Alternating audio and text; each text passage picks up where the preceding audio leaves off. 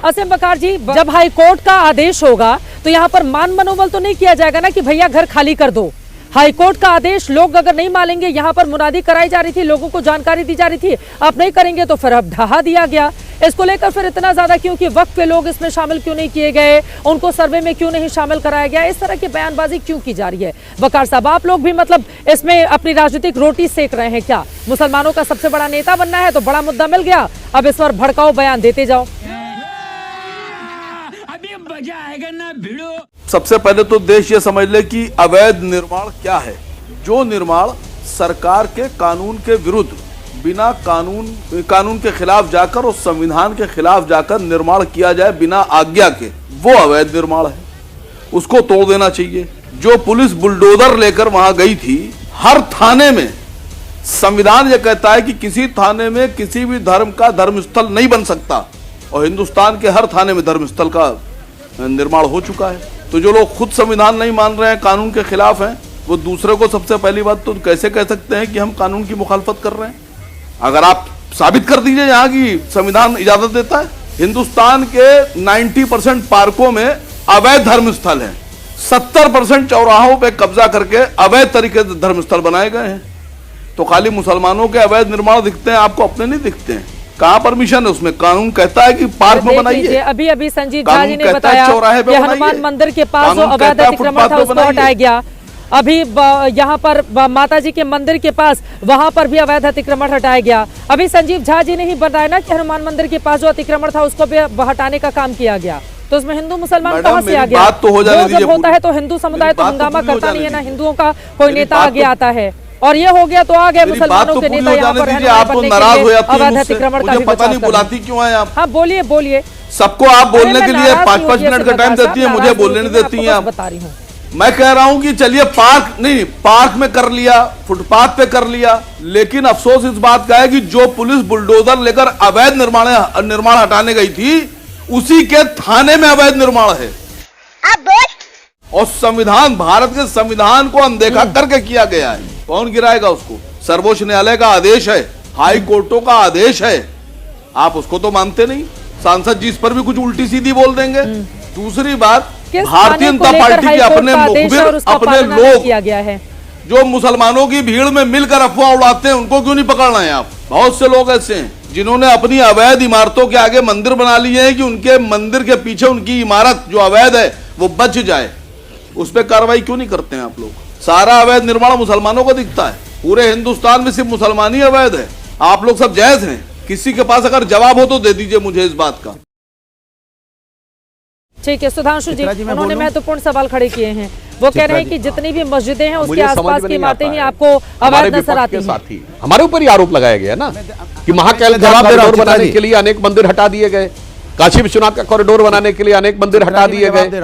अब आप बोल रहे थे ना। और दूसरी बात, आपने कहा किसी भी सरकारी संस्थान में कोई धार्मिक स्थल नहीं होना चाहिए, तो एएमयू में होना चाहिए कि नहीं? और सरकारी धार्मिक स्थल छोड़ो, सड़क पे नमाज, पार्क में नमाज, रेलवे प्लेटफॉर्म पे नमाज, एयरपोर्ट पे नमाज, और अब तो क्रिकेट खिलाड़ियों ने क्रिकेट मैदान में नमाज कर दी मेरे भाई। और भदौरिया जी से एक बात कहना चाहता हूं। भदौरिया जी अभी पूछ रहे थे, आप जवाब दे दीजिए। भदौरिया जी एक लाइन और, भदौरिया जी अभी संगीत रागी जी से पूछ रहे थे कौन विदेशी है कौन है, तो जरा सैयद असीम वकार से पूछ लीजिए कि इनके नेता असदुद्दीन ओवैसी और आपके मौलाना महबूबुल्लाह से पूछिए कि वो अपना ओरिजिन भारत से मानते हैं विदेश से मानते हैं। भदौरिया जी जानकारी लेके तब बोलिएगा, उसका जवाब दीजिएगा। चैलेंज करके पूछता हूं। रुक, तेरे को बताते तेरी माँ की। एक तो सुधांशु जी आए, उन्होंने आते ही बोला, अपनी सरकार की पोल खोल दी कि भैया ट्रैफिक दिल्ली का इतना गंदा है कि मैं अपनी डिबेट तक में नहीं पहुंच पाता हूं। वाह भैया सुधांशु जी, आपको बधाई हो। जो हम लोग कहते हैं वो आपने ऑन कैमरा कह दिया कि ट्रैफिक इतना गंदा है कि संभाले नहीं संभल रहा है। दूसरी बात, आपने कहा कि आप तो कहते थे मस्जिद में गए थे, मौलवी जी तो नहीं कहा उस समय, वो आप बोले थे सांसद हैं। आप बोलिए, आप ही बताइए कि आप अभी प्रवक्ता की हैसियत से बैठे हैं टीवी डिबेट में या सांसद की हैसियत से बैठे हैं? तो आपके नीचे प्रवक्ता लिख के आ रहा है, तो प्रवक्ता की हैसियत से बैठे हैं ना। तो रोल बदलता रहता है, कभी प्रवक्ता होता है एक व्यक्ति, कभी सांसद होता है, कभी एक बाप होता है। कोई बेटा, कोई सांसद अपने बाप को, अपने बेटे को जाके बोलता है बेटा मैं सांसद हूं, बाप नहीं हूं, ऐसा तो नहीं हो सकता ना। दूसरी बात, इन्होंने बोला जरा पूछेगा वो क्या है, विदेशी हैं कि परदेशी हैं। सुधांशु में डंके की चोट पे सुधांशु जी कहता हूं, सारे के सारे हिंदुस्तानी और कट्टर हिंदुस्तानी हैं और अपनी भारत माता से प्यार करने वाले लोग हैं। ये वो लोग हैं जो इस देश की आजादी में हंसते हंसते इस्फाकुल्ला खां फांसी पे झूल गए थे। ये वही देश है जहां शहीद भगत सिंह फांसी पे झूल गए थे। ये वही देश है जहां चंद्रशेखर आजाद अपने आप को देश के लिए शहीद कर गए। क्यों नहीं हिंदू मुसलमान पर बात बताने की क्या जरूरत है? जो गलत है वो गलत है। अभी आप बाप से होते हुए नहीं करते, आप कर रही हैं चित्रा जी, आप सोच के साथ कहना पड़ रहा, आप कर रही हैं, आप लेकर आ रहे हैं। पूरी तैयारी के साथ आए करिए ना, उसी की बात उन्होंने बोला, तैयारी के साथ आते हैं और फिर डिरेल करते हैं। पूरी तैयारी के साथ आप नहीं है चित्रा जी, आप तैयारी के साथ नहीं है, आप नहीं तैयारी के साथ, आप बीजेपी की बैटिंग करने के साथ हैं। मैंने बोला अरे आप, मैं ढंग से कर रहा हूं लेकिन आप बीजेपी की नहीं कर पा रही हैं। आप बीजेपी का भट्टा बैठा देंगी मुझे लग रहा है। मैं कुछ बोल रहा हूं, आप कुछ बोल रहे हैं। मैं सुधांशु जी के सवाल का जवाब दे रहा हूं, आप पता नहीं कहां चले गए। संगीत रागी जी, मैं सीधे आपके पास आते हुए ये सवाल तो तयशुदा तौर पर पूछा जाएगा ना, आधी रात को कार्रवाई क्यों की गई? मस्जिद एक संवेदनशील मामला होता है, मुस्लिम समुदाय से जुड़ा हुआ होता है। छोटी सी भी अफवाह चिंगारी जो आग का रूप धारण कर लेती है, ये हम और आप बखूबी समझते हैं। आधी रात को कार्रवाई करने की क्या जरूरत थी? संगीत रागी जी, यही सबसे ज्यादा सवाल यहाँ पर पूछा जा रहा है। तो गलती किसकी है? क्या पुलिस की गलती है या उन लोगों की गलती है जो रामनवमी के जुलूस पर भी पत्थर लेकर के पहले से जुगाड़ करके रखे रहते हैं कि फेंक देंगे? गलती उनकी है। ये दुर्गा पूजा के पंडालों पर जो पत्थर बरसाने के लिए पहले से व्यवस्था में लगे रहते हैं, गलती उनकी है या पुलिस की है जो रात में मोटरसाइकिल पर चलते हुए कि अरे मस्जिद तोड़ी जा रही है, मस्जिद और मिलिट्री आ गई है, बाहर निकल करके आओ, इस प्रकार की दरअसल इनकी कुटाई होनी चाहिए थी। जैसे उत्तर प्रदेश के अंदर कुटाई के बाद कोई अब नहीं आता है। तो किसने मना कर दिया? संभल के अंदर नहीं, बरौली के जो पत्थरबाज हैं उनको पकड़िए, करिए कुटाई, किसने मना कर दिया? संगीत रागी जी, मेरा ये सवाल है, मेरे ठीक पीछे का जो हिस्सा इस वक्त दर्शक देख रहे हैं, मेरा सवाल सुन लीजिए संगीत रागी जी, मेरे ठीक पीछे का जो हिस्सा दर्शक देख रहे हैं, दरअसल इस हिस्से में जो जमाती थे वो यहाँ पर आते थे, रहते थे, खाना पकाना जो भी होता था यहाँ पर वो करते थे। बगल में मस्जिद है। लोग ये कह रहे हैं यहाँ के कि जब इस पर बुलडोजर का एक्शन शुरू हुआ तब यहाँ पर बवाल ज्यादा बढ़ता हुआ चला गया। अब सवाल यह है, क्या ये मस्जिद का हिस्सा था या ये मस्जिद का हिस्सा नहीं है? इसको लेकर एक पतली सी परत है जो पूरी तरह से साफ नहीं है संगीत रागी जी, उसको लेकर दोनों ही तरफ से दावे किए जा रहे हैं। मैंने कहा ना कि ये तय कौन करेगा? ये तो दस्तावेज तय करेंगे ना, और दस्तावेज तो कोर्ट में गया था। बिल्कुल, कोर्ट ने बताया कि ये वक्त की जमीन नहीं है, ये तो प्रमाणित हो चुका था, कोर्ट के आदेश पर है।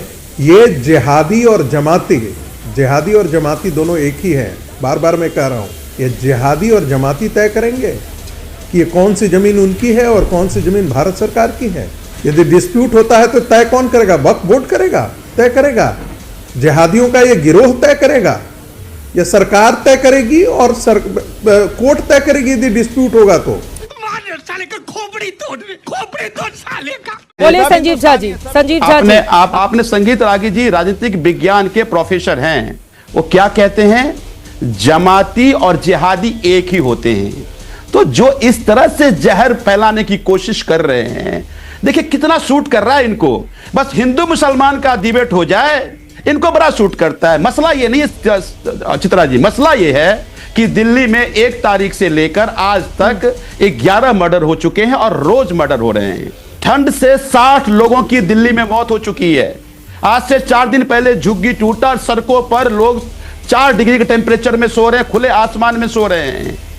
आज दिल्ली में गंदे पानी, लोग घर में जा रहे हैं और कहीं इंदौर जैसा हादसा ना हो जाए, ये सारा मुद्दा डाइवर्ट हो जाएगा। ये हिंदू मुसलमान का डिबेट शुरू हो जाएगा। फिर एक तरफ से ये जहर बोएगा, दूसरी तरफ से वो जहर बोएंगे।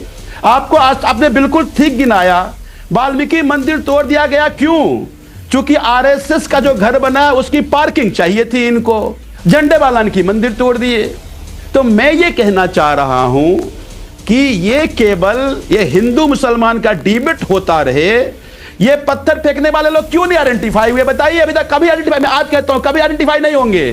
टीवी पे डिबेट करेंगे केवल ये, क्योंकि यही शूट करता है इनको। बस इतना छोटा पहले कभी नहीं हुआ होगा। अनुराग भदौरिया जी, अब आपके पास आते हुए, आपके रामपुर के सांसद वो बीती रात यहाँ पर क्या कर रहे थे? खबर ये सामने आ रही है सूत्रों के हवाले से कि भीड़ को उकसाने का काम उनकी ओर से किया गया है। अनुराग भदौरिया जी, अब ऐसा करेंगे सांसद उन्होंने साहब? जितना हमने सुना, चूंकि कोई भी व्यक्ति जब जनप्रतिनिधि होता है तो उसके जानने वाले लोग होते हैं, उन्होंने उन्हें फोन किया। चूंकि वो भी एक मस्जिद के इमाम है तो अपने मस्जिद के लोगों के पास गए, जैसा वो बता रहे हैं कि मस्जिद के लोगों से उन्होंने बात की और बात करने के बाद शांत की बात करके वो अपना चले आए। उसके बाद ये जो हुआ है सो हुआ है। बस उसमें चूंकि भारतीय जनता पार्टी को तो चाहिए होता है ना कुछ नाम मिल जाए, बस नाम मिल जाए उसको उछाल दें फुटबॉल की तरह। उछालने के बाद उसमें क्या है नहीं है पता नहीं, उछाल दिया हमने, जैसे ना सिक्का उछाल दिया, अब तुम समझो हमने क्या उछाला है। ये भारतीय जनता पार्टी की हालत है। जैसा उन्होंने कहा कि हम भाई कोई फोन आया तो हम वहां पे गए, देखा, मस्जिद कमेटी से बात की और उसके बाद शांति की बात करके वापस आ गए। सवाल उठता है पत्थरबाजी की जाएगी तो सवाल पूछे जाएंगे ना कि भीड़ को उकसाने का काम किसने किया है? अनुराग भदौरिया जी, पुलिस वाले तो कोर्ट के आदेश का पालन कराने के लिए आते हैं, पुलिस वाले पत्थर खाने तो आते नहीं है। और लोगों के अंदर हिम्मत कहां से आ जाती है कि पुलिस वाले जो यूनिफॉर्म में पहने हुए लोग हैं उनके ऊपर आप पत्थरबाजी कीजिए? इतनी बड़ी तादाद में पत्थर कहां से आए? भीड़ को किसने उकसाया? पूरा सवाल यहां पर आकर खड़ा हो जाता है। आपने कहा कि पत्थरबाज कहां से आ गए, यही तो मेरा सवाल है कि पत्थरबाज कहां से आ गए। अगर पुलिस वहां पे अतिक्रमण हटाने गई है तो क्या पुलिस की जिम्मेदारी नहीं होती है पूरे इलाके को सैनिटाइज करना, कि कोई आदमी आ ना पाए, बैरिकेड कर देना, पूरी व्यवस्था को वहां पे सारा लॉ एंड ऑर्डर मेंटेन करना, सारी व्यवस्था को ठीक से करके उसके बाद वहां पे कार्रवाई करना? तभी तो बात कही जाती है कि दिन में कार्रवाई करोगे तो कम से कम पता तो चलेगा कौन किधर से आया, कहां से आया। सवाल ये सबसे बड़ा बेचैनी शुरू हो जाती है। जो पत्थरबाज हैं अगर उनके खिलाफ एक्शन होता है तो कुछ लोगों को दर्द होने लगता है। बेचैनी भारतीय जनता पार्टी को पत्थरबाज अगर पुलिस वालों पर पत्थरबाजी करे तो आप जवाब नहीं सुनना सिखाना चाहिए ना। और जो मस्जिद का पूरा हिस्सा है, अरे मेरा तो सवाल वही है जो अनुराग जी, मैं तो ग्राउंड पर हूं ना, आप इसी कमरे में बैठे हुए हैं, मैं तो यहीं पर मौजूद हूं जहां पर ये डिमोलिशन की कार्रवाई आधी रात को हुई है। मैं एसी में नहीं बैठा हूं, ठंड है, एसी कहां चल रहा है भाई, ठंड में कहां एसी चल रहा है? मंगाए गए हैं ताकि मोटे मोटे जो छड़ हैं लोहे के उसको यहाँ पर तोड़ा जा सके, हटाया जा सके। एसी और कमरा और गर्म कमरे की बात मत कीजिए, आप अपना काम करने गई, मैं अपना काम कर रहा हूं, आप अपने। हाँ देखिए, सवाल ये कि आपने कहा, जब मैं वही तो सवाल मेरा है, ये पत्थरबाज कौन है, कहां से आते हैं, कैसे आ जाते हैं, पत्थर कहां से और कैसे आप पहुंच जाते हैं, ये तो पुलिस का काम है ना, तो एडमिनिस्ट्रेशन काम है पता लगाना, हमारा आपका काम थोड़ी है। हम आप यहाँ पे झूठे एक, वही तो कह रहे हैं, ये भारतीय जनता पार्टी पत्थर एक आवाज उछालती है और हम आप उसको पकड़ते घूमते हैं। अरे सवाल पुलिस से होना चाहिए, प्रशासन से होना चाहिए कि भाई आप वहां पे अतिक्रमण हटाने गए थे तो आपने क्या सैनिटाइज किया था पूरे इलाके को?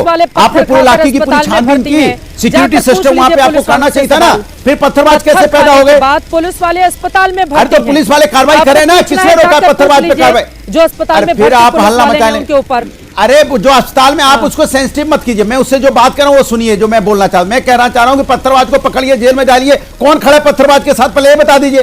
जो आप बार बार हल्ला मचा रही, पत्थरबाज पत्थरबाज, अरे खड़ा कौन है पत्थरबाज के साथ? पत्थरबाज को जेल में डालिए ना, कौन खड़ा है पत्थरबाज के साथ? मैं आपसे पूछना चाहता हूं, ये जो न्यूज बनाने की जो आदत पड़ गई ना भारतीय जनता पार्टी की, ये गलत है। अरे लोग समाजवादी पार्टी के सांसद खड़े थे पत्थरबाजों के साथ, समाजवादी पार्टी के सांसद खड़े थे जो आरोप लग रहे हैं उनके ऊपर, जबरदस्त, और पुलिस जल्द से जल्द पूछताछ करेगी उनसे।